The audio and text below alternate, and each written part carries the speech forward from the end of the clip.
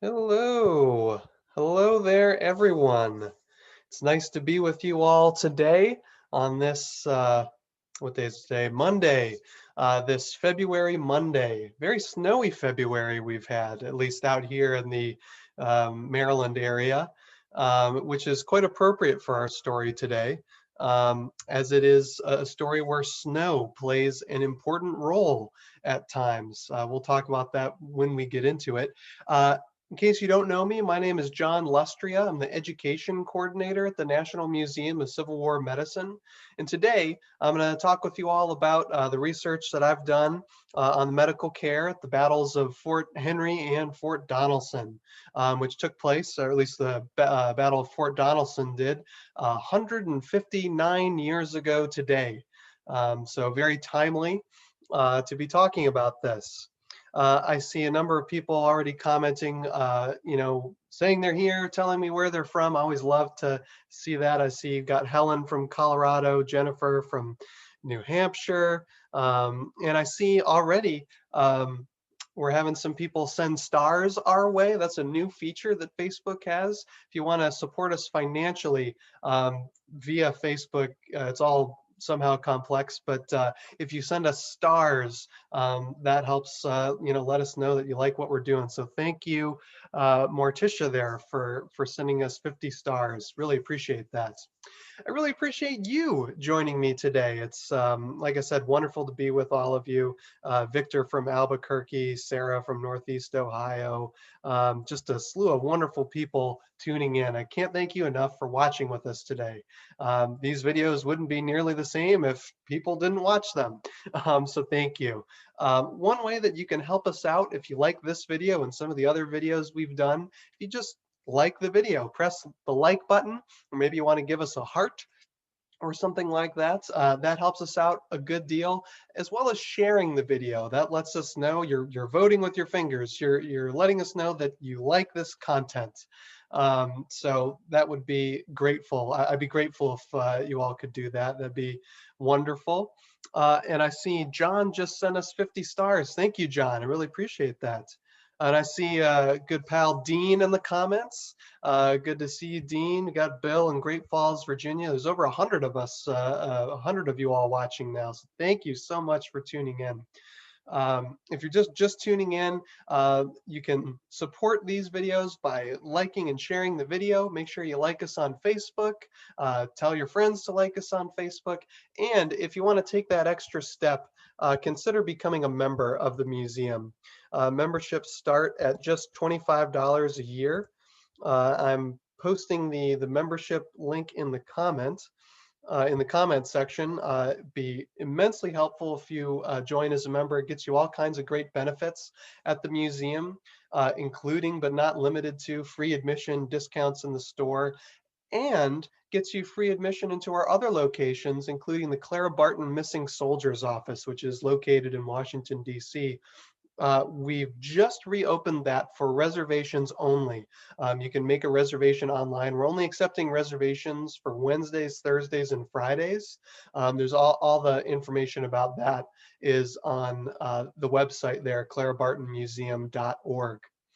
Oh, and I see Joanne just sent us 200 stars. Thank you. Your generosity is overwhelming. Appreciate that so much. So becoming a member gets you all kinds of benefits, including free admission at the museum in Frederick, as well as our other locations at the Clara Barton Missing Soldiers Office, and hopefully eventually when we're able to open at the Pry House Field Hospital Museum, but still too cold to open that place up yet. So with all of that said, we're going to go ahead. I'm going to go ahead and get started with the program here. Oh my goodness. And I see we got Mariette tuning in from South Africa. That's incredible. Paul from Pittsburgh. Anyway, thank you all for tuning in. Really appreciate that. If you're just joining us, my name is John Lustrea, Education Coordinator at the National Museum of Civil War Medicine. And today, we're going to talk about my research into the medical care at the battles of Fort Henry and Fort Donelson. Fort Donelson, the battle took place 159 years ago today. So very timely. Now I have a PowerPoint to go with this, and when I share the PowerPoint, I won't be able to see your comments. So if you have a question, please do type it in the comments, but I won't be able to see it. I won't be able to see it as I'm going. So I will get to you hopefully eventually, but I won't be able to get to you right away. So I'm going to share my screen now, and I'll get to questions at the end. Okay, we're going to see get to see behind the curtain here a little bit. There we are. Okay. So, as you can see, talking about medical care at the battles of Fort Henry and Fort Donelson.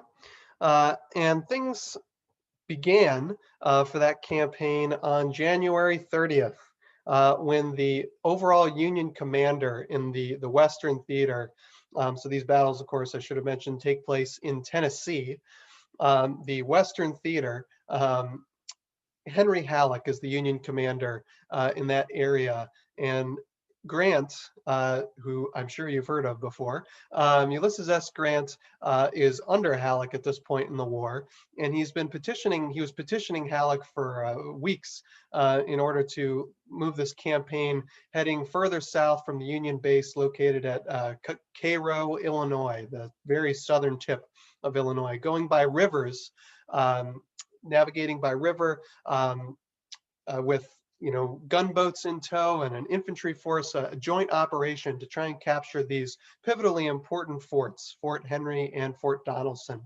On January 30th, General Halleck finally gives Grant the go-ahead, and they start making preparations again from the base, their base in Cairo, Illinois. Now, Surgeon John Brinton, at the start of the campaign, comments on the state of the medical department as they're getting things ready. He is one of the medical officers in Grant's command. Let me see here. He says at the beginning of the campaign and report afterwards, he called their medical resources, quote, altogether insufficient. They had fewer ambulances and hospital tents than other armies of similar size. And at the time, they only had 2 surgeons per regiment, a full surgeon and an assistant surgeon. So that's about 2 per, roughly speaking, 700-800 men or so. That's earlier in the war. That's kind of roughly the size of the regiment. So that ratio is, becomes more what you would want it to be as the war progresses. But in the early days, they don't quite have as many surgeons as they needed. And Brinton also commented on several of the particular challenges that the medical department will face based on where these battles will take place. If you've ever been to the battlefields, Fort Henry and Fort Donelson, which I confess I actually have not, I would love to go someday. But if you have been there before, you'll notice there's not too many large cities or places that might be used as supply depots nearby. It's quite rural. And because of that, and that was certainly the case in the 1860s, that presents its own set of challenges, which you may have heard me talk about before on some of these videos. Brinton writes, quote, the theater of the bloody drama was almost a wilderness. Towns and villages were comparatively few, and the region, to a great extent, was uncultivated. Farmhouses were only encountered at intervals, and the country had been impoverished and drained of its resources by the enemy. The distances to be traveled were great, and the bases of supply remote. At no time during the early part of this campaign were the conveniences for the establishment of large general hospitals to be found. In fact, the drugs, medicines, and hospital stores absolutely essential for the field were with difficulty obtained. So just structures to take care of wounded soldiers are few and far between, and they don't have quite as many medical stores as Britain would like when the army sets out, which they do on February 2nd. This is a sketch, not of the departure from Cairo, but actually the arrival of Union troops there. But the scene would have looked something a lot like this, loading up onto steamers, vessels, preparing to head south to try and combat these 2 imposing forts.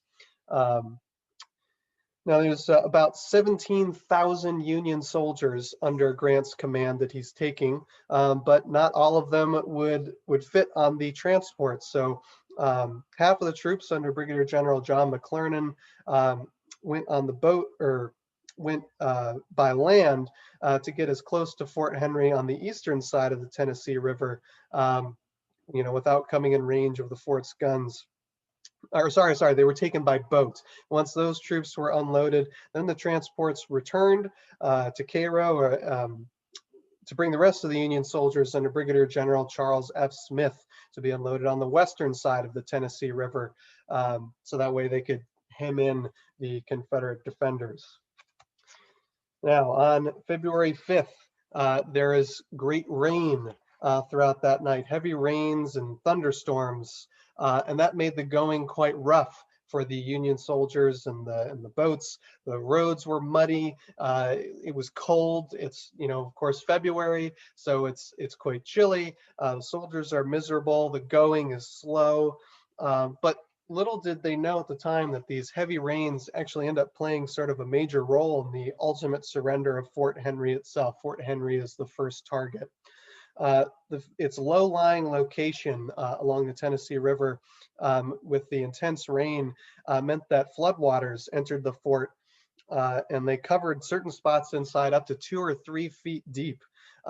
These high waters, were threatening powder magazines, the cannon and such inside the fort. So before the battle even begins, the Confederate defenders and the situation in Fort Henry is a little tenuous.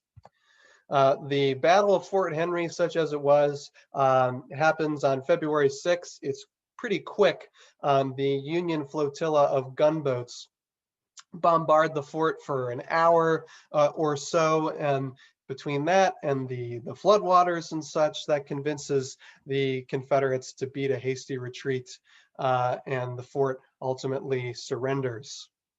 Now, the cannonading that goes back and forth between the gunboats results in one of my colleagues, Kyle Dalton, our membership and development coordinator, he's working on a blog post comparing and contrasting Army casualties versus Navy casualties. And even though it seems a bit odd, you're more likely to die if you're a sailor in the Navy than you are if you're fighting in a battle, if you're in the Army. And that's because something like what happened at Fort Henry could happen to you. A boiler was struck on one of the vessels, causing scalding water to, burn and kill a number of people. And of course, the explosion kills a number of people at all. So there are these, a lot of, in naval combat, a lot of these high intensity moments where lots of people become, instant fatalities. And so that's one particular example of that, and one of the ways that it could be very dangerous to be a sailor. Now, the fort surrenders, but and the Confederates who used to occupy Fort Henry make for Fort Donelson. It's about an 11-mile march overland to get to Fort Donelson. Ironically, a few days later, if the attack had waited a bit, the fort became completely submerged by water. So things didn't quite work out. Now, eventually, the next objective is to head towards Fort Donelson and capture that fort. It's a bit more imposing, has a larger defense force, and things of that nature. So the Union forces start to make preparations to march overland, following the Confederates to Fort Donelson. Those that couldn't make the march were left behind at Fort Henry, either the few wounded that there were, or those stricken with disease or sickness were left behind in the vicinity of Fort Henry. And that's when this vessel comes into play. It's called the City of Memphis, and its job was to transport sick and wounded soldiers initially from Fort Henry to and from general hospitals back in Cairo or elsewhere, Paducah, Kentucky, Mound City, Illinois, some of these general hospitals that are right on the river. Working on the city of Memphis are two fairly famous nurses, women nurses who go on to make a name for themselves. This is some of their first action that they see, some of the first work they do as nurses. And that is Mary Ann Bickerdike, who you see there on the left, and Mary Jane Safford, who you see on the right. And I have just going to share a quote here. First about conditions on board the city of Memphis, and this has to do, with the whole campaign, not specifically just Fort Henry initially, although that does figure into what this surgeon is writing about. So this is a doctor who's serving aboard the city of Memphis. He wrote, "We found the cabin floors thickly covered with the wounded men, and others were constantly arriving from the various places where they had been deposited when taken from the field of battle. When received, they were laid side by side in juxtaposition, part on the floor and part on mattresses. Our examination showed that the individual condition of the wounded men was deplorable. Some were just as they had been left by the fortune of war 4 days before. Their wounds, as yet undressed, smeared with filth and blood, and all their wants unsupplied. Others had had their wounds dressed 1, 2, or 3 days before. Others still were under the surgeon's hands, receiving such care as could be gotten them by men overburdened by the number of their patients, worn out by excessive and long continued labor, without an article of clothing to give to any for a change, or an extra blanket, without bandages or dressings, with few medicine and no stimulants, and with nothing but cornmeal, gruel, hard bread, and bacon to dispense as food." So there again, this is speaking to the lean conditions and the overwhelmed nature of the medical personnel in this campaign, and the fact that they're so far away from their bases of supply. That just gives you a sense of the intensity with which these surgeons are having to work. And specifically, the role, someone commenting on Mary Jane Safford's work, wrote that she was standing in the snow, her slight form whipped by the wind, directing men who with pick and axe pried and hacked the wounded out of the mud into which they had frozen fast. So the cold weather plays a major role too. The soldiers, in some cases, freezing to the ground. So there's, and Mary Jane Safford, at least in this one account, part of her role is kind of supervising the removal of some of these wounded men after the battle had concluded. So things are fairly, it's a challenging situation that both these two women and the surgeons on board this steamer, whose job it is to evacuate these wounded soldiers to these larger general hospitals. It's not an easy job, both in a physical sense and certainly from a mental perspective, seeing these horrible sights. Now, as I mentioned, the Union force is marching over land to get from Fort Henry there, which you see on the left, all the way down to Fort Donelson, which you see on the right. Distance, again, about 11 or 12 miles or so. Moving from Fort Henry on the Tennessee River, now over to the Cumberland River is what Fort Donelson is on. Now, as this journey happens, knowing that more conflict is probably imminent, the larger general hospitals that I alluded to earlier at Mound City, Illinois, and Paducah, Kentucky, they up their capacity from about 1,000 beds to 1,700 beds. And they always try and maintain a certain number of beds vacant in case there's a surge. Typically what would come in the result of the aftermath of a battle. We're seeing that sort of thing today with the pandemic. That word surge is now, again, commonplace for us. And it's one of the ways in which, the pandemic is, obviously it's, a very different situation than a battle, but just suddenly, there'll be more patients that need to be cared for. It's these challenging circumstances that the doctors have to deal with. Now, the Fort Donelson is the larger, significantly larger of the two battles of this campaign.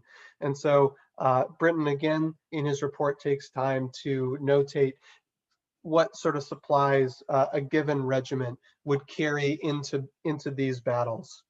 Each regiment was allotted one or two-wheeled ambulances, which were a bit less sturdy and could only take 2 or 3 people at a time. They also had 1 or 2 four-wheeled ambulances, which could hold significantly more soldiers. Think 8 or 10, somewhere in that range. They had, quote, an ordinary hospital knapsack to be taken into battle. Most of the regiments had a medicine chest filled with drugs, which was typically carried in one of the ambulances. Had 1 or 2 hospital tents, 2 or 3 hand litters or stretchers. So they have some things, but to his earlier point, not in abundance that they're taking into battle with them. And I mentioned earlier about the frozen ground, and how cold things are. A number of the units throughout the campaign pretty regularly report cases of frostbite amongst the soldiers. So this is just, by virtue of this taking place in the winter months, you see some of the, these injuries that you don't see in other battles. Certainly not, at a place like Gettysburg, which happens in July. So there's a whole added layer of challenge for the surgeons to look into, or to deal with, I should say. Now, the Battle of Fort Donelson is notable in terms of the medical response, and that there's been some changes. So another of these programs I did, and you can go back and watch it.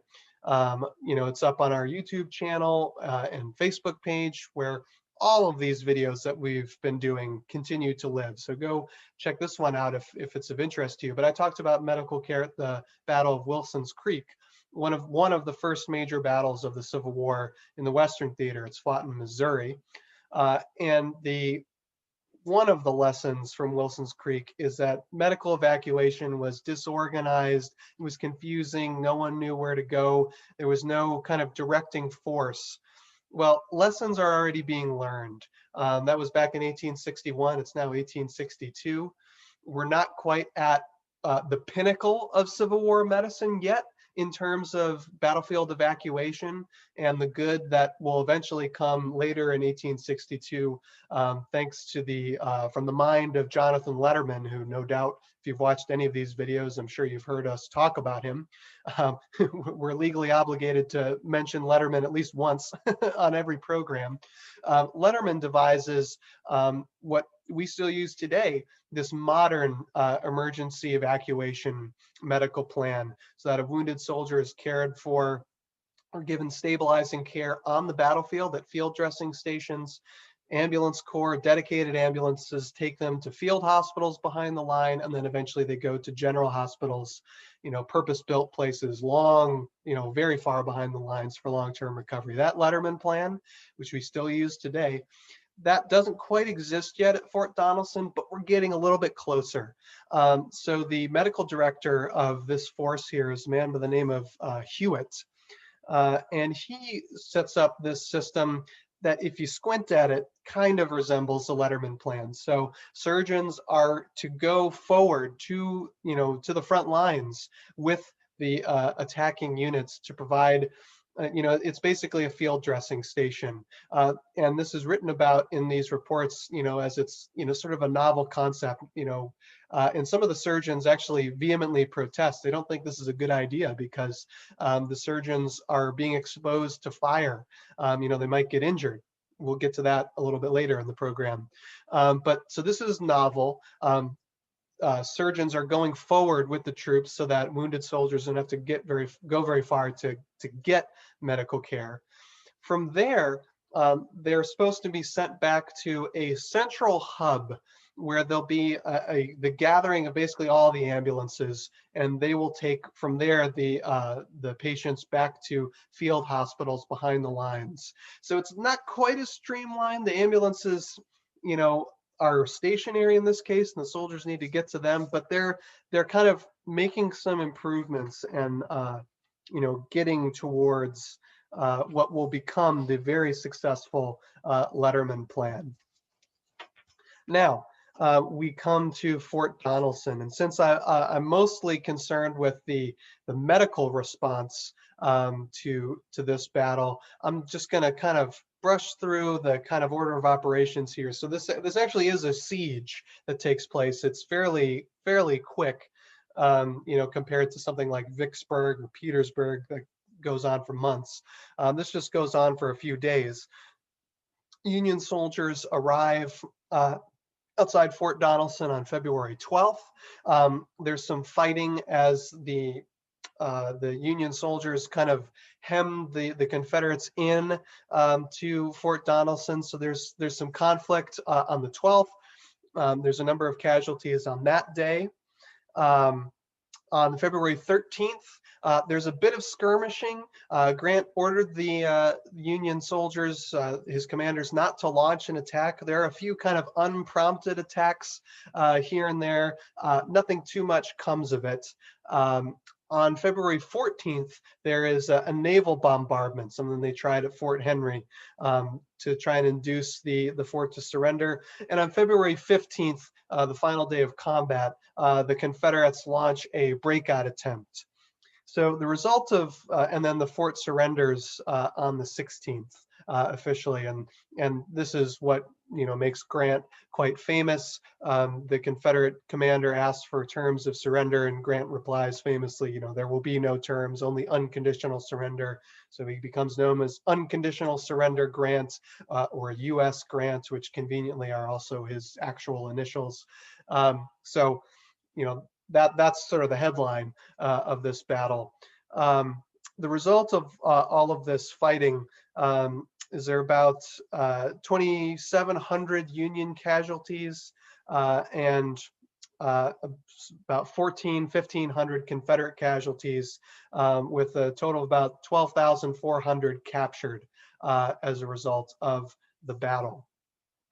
The other thing that's worth noting, and this will come up at various points, the evening of February 13th, there is a great snow, a great snow, depends on where you're from. If you're from Minnesota, that's probably not a great snow, but if you're from Tennessee, it's perhaps a bit bigger of a deal.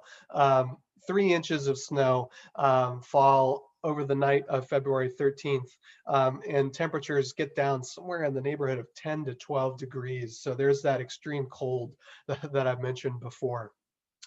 Now, Surgeon John Brinton, of course, going back to his report, he describes this scenario where the surgeons are going forward with the units. And the idea was, if they needed some sort of minor surgery, that they were to perform that surgery on the battlefield. But if it was you know, a little bit less serious, and if the wounded soldier could self-evacuate, they were to be sent behind the lines, about 200 or 300 yards behind the lines, which is where that ambulance depot was that I had mentioned. As Brinton writes, quote, "This depot was generally so placed as to be removed from the immediate range of fire." So what we see a lot, the medical department struggling with at Fort Donelson, is the issue of proximity. And that's something that all medical departments in all wars kind of struggle with. You want to be on the battlefield to care for wounded soldiers, but you don't want to expose yourself to fire. And so they're kind of playing with that a little bit here at Fort Donelson. From there, the wounded would be sent to field hospitals behind the lines, where if they needed it, they would receive more serious operations. So this is a map that Brinton includes with his report in the medical and surgical history. And what's most interesting for our purposes, you can see off on the left-hand side, hopefully my little mouse thing shows up on the screen share, but there are these little flags, A, and then B and C, these little flag things. Those are field hospital locations, the main ones. There are a few kind of smaller operations that sort of get set up. I'll talk about those as we go along. But the 3 main field hospitals, there was a surgeon in charge of each of those. A, B, and C Field Hospital A, we have Surgeon H.P. Stearns. In charge of Field Hospital B, we have D.W. Hartshorn, and Surgeon Horace in charge of Hospital C. These field hospitals, again, speaking to the rural nature, these are, quote, small log huts and outbuildings. So this is not, these are not purpose-built hospitals. This is just basically the closest structures of any kind that has, that have roofs that are near the battlefield. There was eventually a fourth kind of larger field hospital made, but that is made primarily from tents. That's run by Surgeon C. Goodbrake of the 20th Illinois. Now, talking about that whole issue of proximity I mentioned, another Union surgeon, Surgeon Fry, writes in his official report that two of the surgeons who go forward, Surgeon J.C. Thompson and Assistant Surgeon Clay Brown of the 11th Indiana, Surgeon Bailey and Assistant Surgeon Winnis of the 8th Missouri, were exposed, quote, to a most terrible fire from the enemy as they went forward with the men. So proximity is challenging. And Fry goes on to say in his report, he's very critical of this whole idea of surgeons going forward with men. He thinks this is endangering the surgeons unnecessarily. So part of that is, this is just such a new idea. And I think they're probably still working out the kinks. I'm going to guess a question that's coming to mind is, wait, surgeons are under fire. That seems, that doesn't sound right. Why would that happen? How common was that during the Civil War? It was pretty uncommon and rarely intentional, though sometimes that did happen. My guess is in this instance, it was probably accidental, and the Confederates probably weren't even aware that they were doing it. But that was something that would happen, and that was, that's part of the danger of, being in a battle. Even if, you're not a combatant, sometimes just being near a battle is dangerous. So the first main attack, as I mentioned, conflict happens on February 12th, which results in somewhere around 200 to 300 wounded. And they were taken to one of these farmhouses that I mentioned, in the rear. And Surgeon Stearns at Field Hospital A, kind of in the left and the middle of the map there, reports they had about 12 to 20 major amputations done. And all of the surgeons who submit reports are very careful to notate that anesthesia, yes, anesthesia is used in almost all cases. So they might have been low on supplies throughout this situation, but anesthesia was something that they always made sure they had a lot of. If you're new to this video series and you haven't heard us talk about it before, they did use anesthesia at the time of the Civil War. Chloroform and ether were used in over 95% of all Civil War surgeries, perhaps even as high as 99%. It's an astonishingly high number. And that's borne out in, the reports that we see. Almost every surgeon says chloroform, was used in every instance to great effect. They comment on it quite regularly. And even the Confederacy, who are sort of famously less well supplied than the Union surgeons, even in the Confederacy, we don't have quite the same access to the expanse of reports and the hard data that we do for the Union medical department. And that's, in case you're wondering, that's why I'm talking more almost exclusively about the Union medical department, because there's just more information out there about it.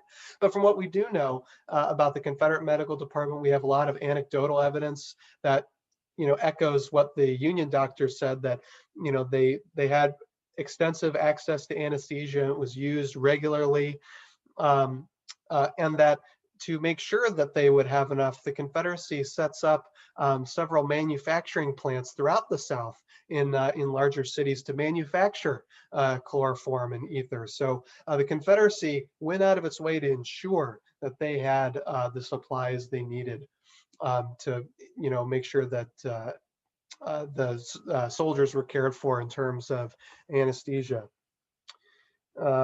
Let's see here.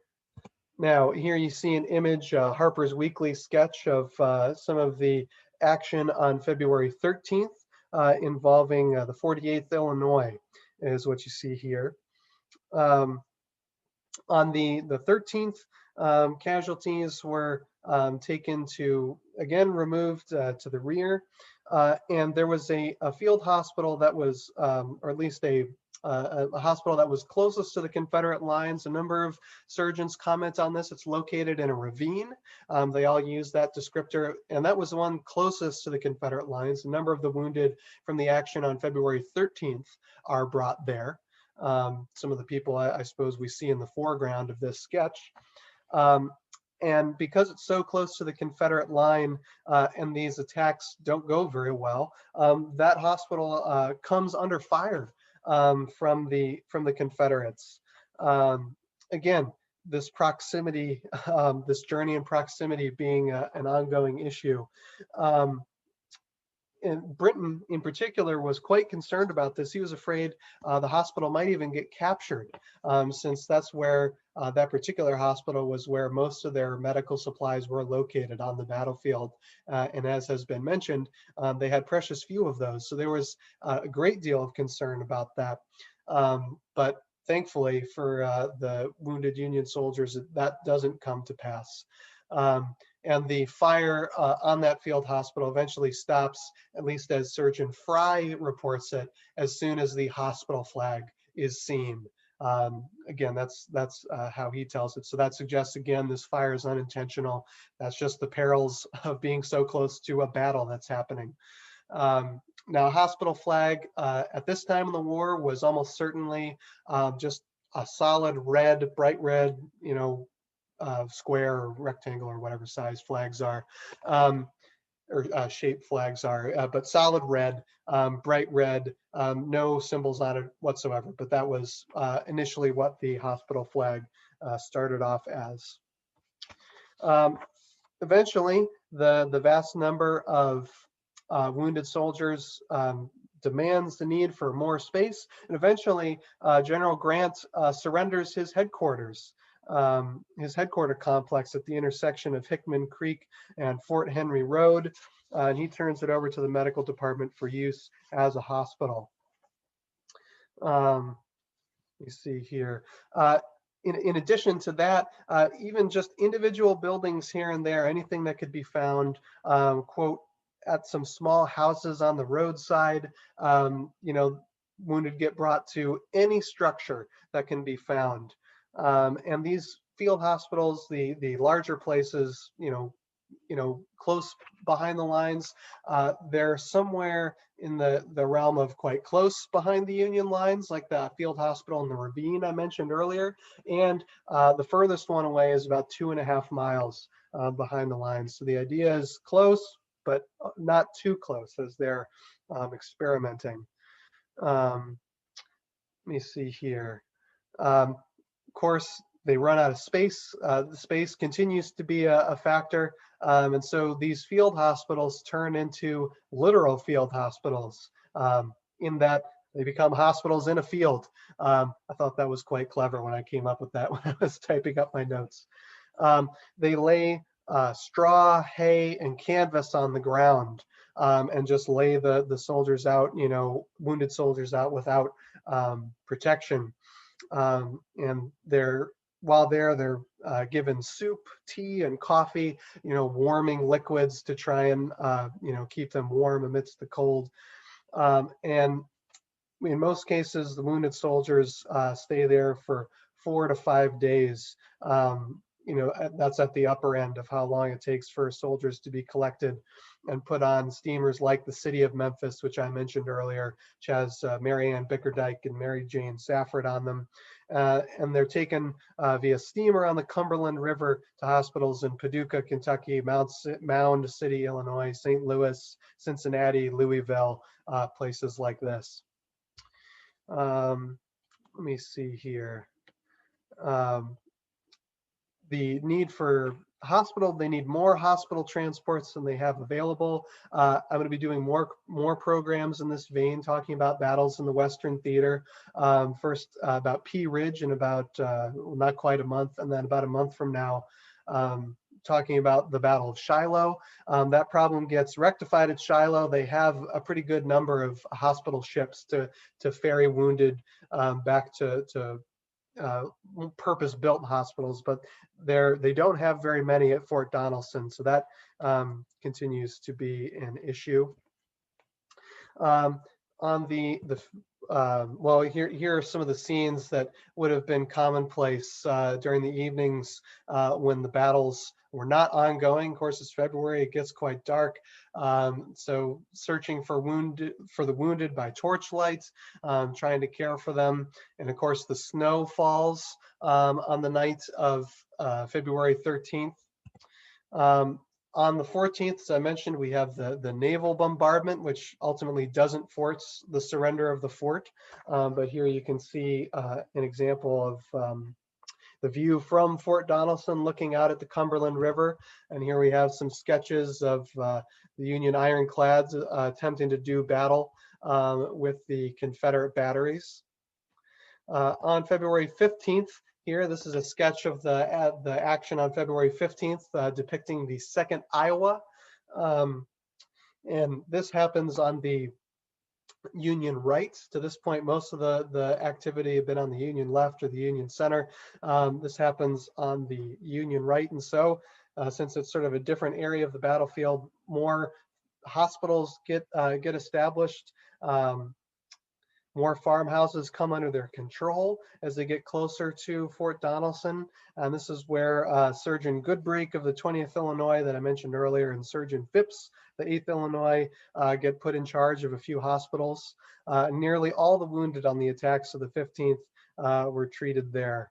And they set up large tent field hospitals out there.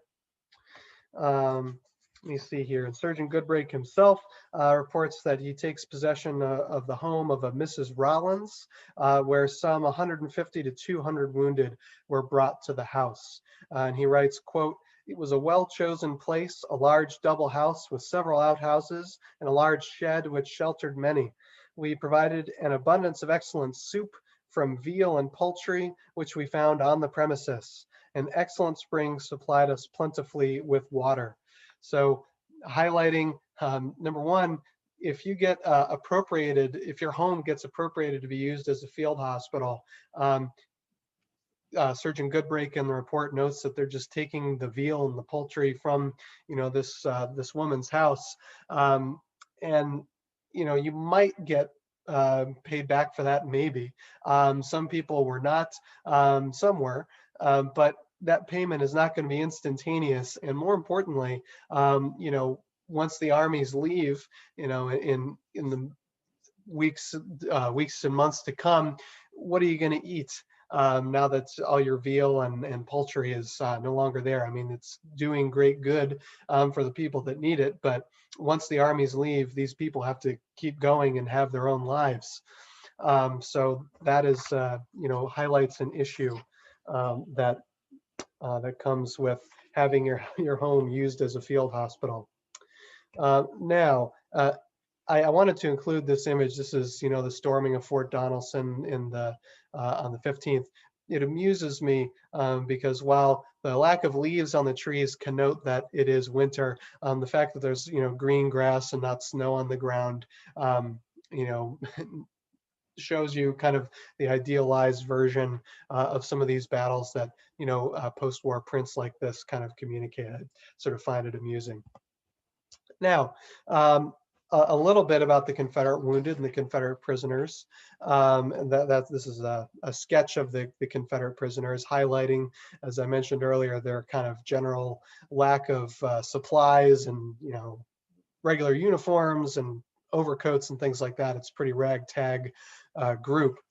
The Confederate wounded initially were sent via steamer to Clarksville and Nashville further south, once they, that were wounded during the battle.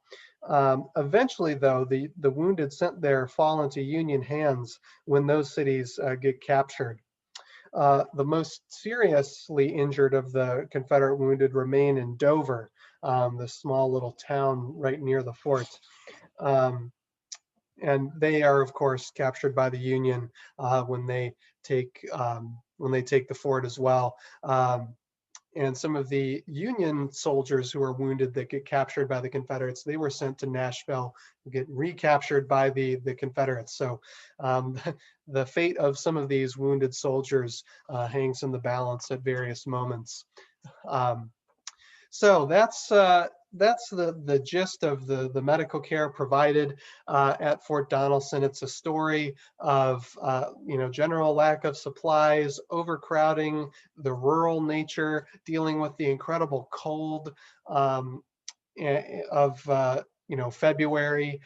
So a lot of challenges that the surgeons have to overcome, and it represents sort of a step forward in the direction of the Letterman plan. I don't know if Letterman was influenced by this kind of innovation in battlefield medicine that Surgeon Hewitt displays here at Fort Donelson. I wouldn't be shocked if this, how this all gets circulated amongst the military medical folks in the Union Army. So Fort Donelson's notable in that regard as well. And of course, it's a important strategic victory, helps the Union take control of the Cumberland River, puts a feather in Ulysses S. Grant's cap.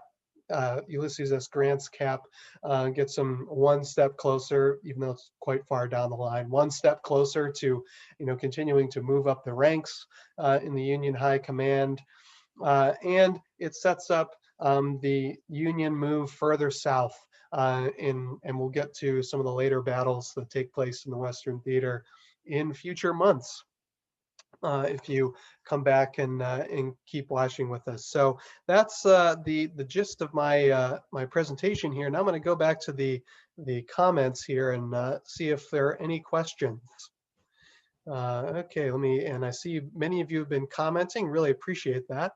And so I'm going to scroll through all this. I see Shannon says that she's a member. Thank you, Shannon, for being a member. Really appreciate that. And there's Eddie McDevitt in the comments, also talking up the benefits of membership. We appreciate that, Eddie. Thank you to all of our members watching. And if you're not a member, what are you waiting for? Now's a great time to do it. Only $25 a year, which works out to about $2 a month. So it's pretty cheap. Let me see. Okay, so this is right about where I switched to screen share. Let me see here. Rick asks, what's the website to become a member again? It's civilwarmed.org/support/member. There should be a link pinned in the comments. Rick, hopefully you find your way there. And I see a lovely soul. My coworker Jake pointed him in the right direction. Paul says Donelson and Shiloh and Corinth was a great road trip in 2019. That does sound like a great road trip, which is one I'd love to do someday. I went to Shiloh when I was very, very young. I don't really remember any of it though, so I would love to go back sometime. Let me see. And Ferris says Greg Biggs is a great tour guide for the area. Thank you for the tip. Let me see here, going further down. Thomas sent 99 stars. Thank you. Joe from New Jersey has been to Fort Donelson a few years ago. Excellent. Morticia says that the weather probably killed a lot of people and simultaneously saved a lot of people. You're probably right with that assessment. Let's see here. With the surgeon advancing with the troops, was there a designation of his medical position, like a color, clothing, so some sort of uniform to designate him? Question from Lynn. Great question, Lynn. The answer is somehow both yes and no. Surgeons were supposed to have some uniforms that would designate them on they would have epaulets on their shoulders with an MS for medical service. So they would have that. They might have like a green chevron or something like that, or a dark green band around their kepis, something like that. So some of these things existed. There were things that were supposed to distinguish them. That wasn't always the case. Either they just didn't have it, or perhaps in the smoke of battle, they were obscured or things of that nature. So, and especially with the ambulance corps, which there's no ambulance corps at the time of Fort Donelson, but the ambulance corps uniforms are infamously pretty irregular. So this whole issue of uniforms and distinguishing, you know, surgeons and things of that nature is actually sort of an unexpectedly sticky problem throughout the Civil War. So it's a good question, and there's you know, not a great answer to it. Certainly not a great answer that they come up with. Um, Let's see. Karen asked a good question. She said, you know, my father would love this. Is there another way to see these live streams other than Facebook? Yes, there is. We have them all up on our YouTube channel as well. It takes a little bit, you know, a few days typically for us to migrate the videos over there, but within a week, this should appear on our YouTube channel. And you don't actually need a Facebook account to just watch the videos. You need one to comment. But you don't actually need to be on Facebook to watch any of the videos. These continue to live on our Facebook page, National Museum of Civil War Medicine's Facebook page, as well as our YouTube channel. And the best way to stay up to date with what we're doing, what videos are coming up and all that good stuff, is to like us on Facebook and subscribe to us on YouTube. So good news. There is a way, Karen, for your father to watch these. Let me see. Thank you. People saying excellent presentation. Appreciate that. Robert Smith asks, how many ironclads were engaged in river battle in February of 1862? The Monitor was not proven in battle until March. Let me take a look. I am not certain that this is correct, but I believe it's somewhere in the neighborhood of 7 ironclads, maybe give or take 1 or 2. I think there are 7 vessels that are traveling, you know, with Grant's army. I'm not sure if all of them are ironclads. I think they are actually, but most of them are. So 6 or 7 ironclads do battle in this campaign. But the Monitor, the Merrimack, that, you know, famous battle at Hampton Roads, that's not until March, as you say, Robert. So, you know, this is a little bit different since it's, you know, taking place in the river as opposed to out in the open sea, brown water Navy versus blue water Navy. So it's in some ways apples and oranges, but that's a great point that this does happen before that. Let's see. John asks, what staffing was there in the field hospitals? How many nurses and infantry support staffing, if any? In field hospitals, that's kind of a tough question because of how fluid things are, and you know, it's an emergency situation. But every field hospital will have a surgeon who's in charge, and ideally, and I think Fort Donelson is a bit different because they're kind of trying to figure everything out as they go along. But ideally, I think there's supposed to be, you know, several surgeons under their command. I mean, I would think, you know, at least, you know, 1 per regiment or something like that, that this field hospital is expected to serve. You know, hospital stewards ideally should be there. Very little in the way of nurses, especially in active combat situations like this. You might get some, you know, stretcher bearers or something acting just as, you know, people trying to change dressings or something like that. But again, that's all pretty infrequent. I really don't have a good answer for you in case you couldn't tell. Not enough, certainly at Fort Donelson would be the number. My guess would be probably less than 10 at each of these. Yeah, sorry I didn't have a better answer for you, John, but it's so hard to nail down with this just because of how fluid these sort of things are. Les asks, does the museum help descendants find out where their ancestors went after being wounded? We absolutely can help with that. We might not be able to tell you exactly, and we might not even be able to tell you at all, but we can at least point you in the right direction. Our director of research, Terry Raymer, she just does a fantastic job in helping people out. There's a place on the website where you can submit a research request, and we'll do what we can to help you out. No guarantees, but we're happy to help. Let me see here.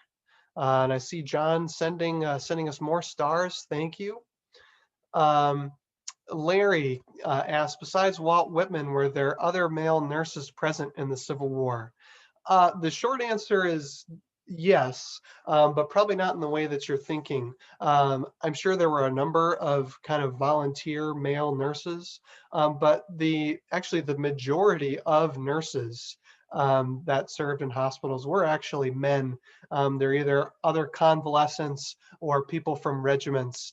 They don't necessarily think of themselves as nurses. Again, nursing as a profession doesn't really exist at the time of the Civil War.